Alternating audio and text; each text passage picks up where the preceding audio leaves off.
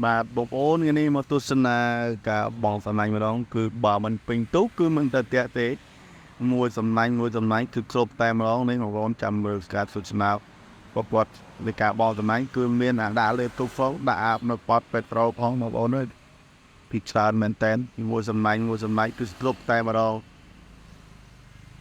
ហើយមិនមែនបងកន្លែងចិញ្ចឹមត្រីទេបងប្អូនមើលច្បាស់គឺជាកន្លែងអូព្រៃត្រឹមត្រូវមិនមែនមួយសំណាញ់គឺត្រីនឹងតែយកទៅណាទេបងប្អូនណេះវាចង់ថាត្រឹមមកសឡយមិនបាច់ទេដើរយកត្រង់មកដួលយករបស់ត្រីប៉ុន្តែទៅត្រីឡាប់យ៉ាបងប្អូនណែមើលទៅលើកមកមិនចោលរួចទេបងប្អូនអើយមិនធម្មតាទេបងប្អូនមួយសំណាញ់ហ្នឹងណានេះលើកមកលើកអត់ចោលរួចទេបងប្អូនលើកអត់ចោលរួចទេលិចទូកលើទាញមកឲ្យបងប្អូនមើលទៅបាទមួយសំណាញ់មិនធម្មតាទេនេះទូកមួយបងប្អូនទូកមួយចាំមើលទូកមួយទៀតបងប្អូន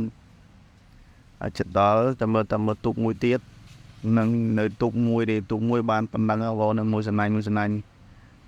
ហ្នឹងមកទូកហ្នឹងគឺទៅផ្ទះមកទូកគឺទៅផ្ទះពេញអត់មាននៅទៀតទេយើងមានទាញមួយដៃឈាមមិនស្អីលើកមកឈាមដៃអត់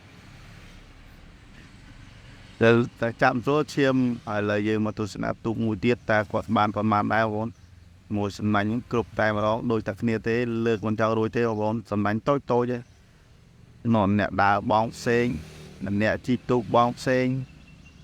មិនធម្មតាទេអរគុណច្រើនបងប្អូនជួយ like ជួយ share ផងអរគុណ